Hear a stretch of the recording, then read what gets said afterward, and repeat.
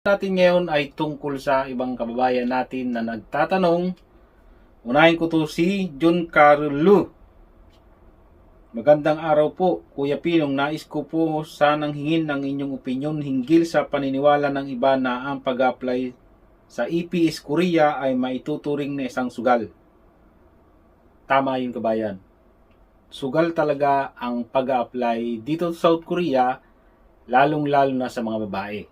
Sa mga lalaki, mataas ang tsansa na magka-employer basta maipasa nyo ang exam, PCR test, skill test, medical, at magkaroon ng approval.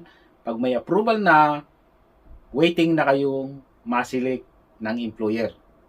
Mas mataas ang tsansa ng mga lalaki kaysa sa mga babae. At sa inyong karanasan at obserbasyon sa mga kapwa worker doon, ano po ba ang mas mataas na posibilidad ang magtagumpay o mabigo? Maituturing po ba itong 50-50 o may mga paraan upang mas masiguro ang tagumpay? Pa-shoutout na din po. Maraming salamat. 50-50 talaga, mga kabayan. Noong 2017, kasi ang PIUS namin noon, nung mga pumasa sa EPS topic exam at waiting na ng employer, kami noong 2017, nung nag-PIUS kami sa DMW, personal, pumunta kami doon. PIUS kasi, ang pagkakaalam po sa PIUS ay Pre-Employment Orientation Seminar. Seminar kami doon. Sinabi nila sa amin doon ang buong katotohanan. Ganun na nga yung sinabi sa amin ng DMW, na hindi porkit pumasa ka na sa EPS topic exam at waiting ka na ng employer ay sigurado ka nang makakaalis. Ang sabi sa amin noon ay 50-50. DMW na ang nagsabi niyan. Sa karanasan ko, noong 2017, may nabalitaan ako na isang lalaki na hindi talaga nagka-employer. Pero mas marami sa mga babae ang hindi nagka-employer. Alam niyo kung bakit? Isa lang yan. Mahirap ang trabaho dito. Mabigat. Buhatan lagi. Kaya kukunting babae ang kinukuha ng South Korea na worker. Kasi halos lahat ng trabaho dito sa South Korea ay puro pang lalaki. Isa pa, mas malakas ang lalaki kaysa sa mga babae. Kaya tama ang sinasabi ng iba kasi naranasan ko yan. Talagang ang pag-apply dito sa South Korea ay 50-50. Walang kasiguraduhan. Nakakasigurado lang kayo kapag nandun na kayo sa company ng employer na pumili sa inyo. Sigurado na yon.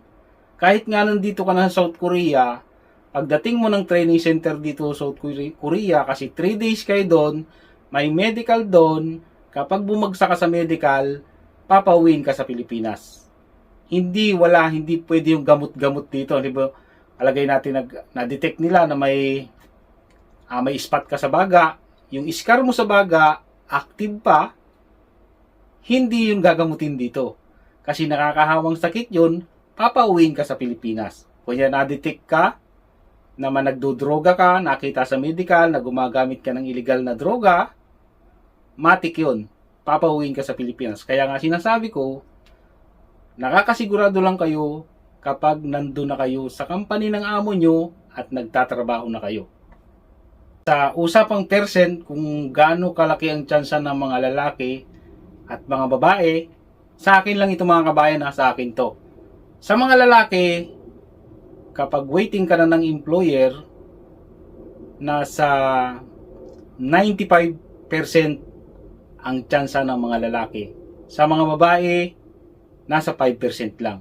Totoo yan, mga kabayan. Sumunod na tanong, boss new subscribers po, ano-ano po yung mga kailangan para makapunta dyan? Sana masagot po. Shoutout na rin po. Mark Paul Domingo po. Pangalan ko, taga Isabela po ako. Shoutout sa kabayan.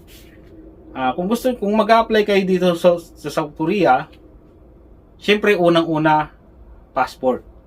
Kailangan may passport muna kayo bago kayo mag-aral ng Korean language. Number 1, hindi ka makakapunta ng ibang bansa kapag wala kang passport.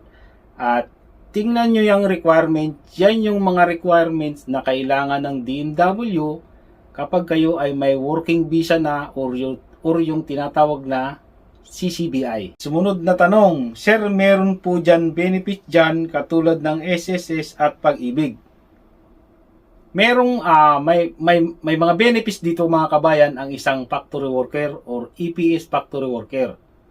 Pero yung SSS at Pag-ibig, pwede nyo naman yung hulugan online. Yung SSS at Pag-ibig.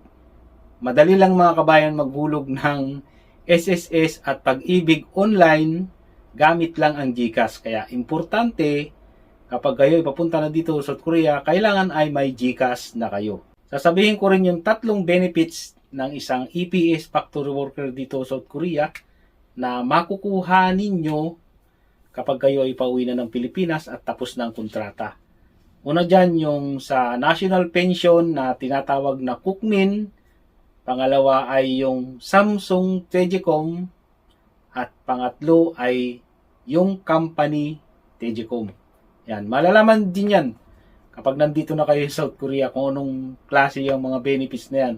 Basta malaki yan. Pag pinagsama-sama yung tatlong benefits na yan, 1 million pesos ang aabuti niyan. Sunod na tanong, mag-38 pa lang ako ngayong buwan ng August, pwede pa kaya ako mag-abroad sa Korea, sir? Oo naman kabayan. Kasi 37 years old ka pala ngayon, magte-38 ka sa August. 37 years old ka pala ngayon. Ang age limit naman talaga dito ay 18 to 38 years old. Sana magkaroon na ng registration bago mag-August. Sana next month. Kung hindi mo pa alam tungkol sa EPS topic exam registration, ay mag-follow lang kayo dyan para malaman ninyo kung magkakaroon na ng registration para sa EPS topic exam. Pero kung ako sa iyo kabayan, mag-aral ka na ng Korean language ngayon. Okay, eto na.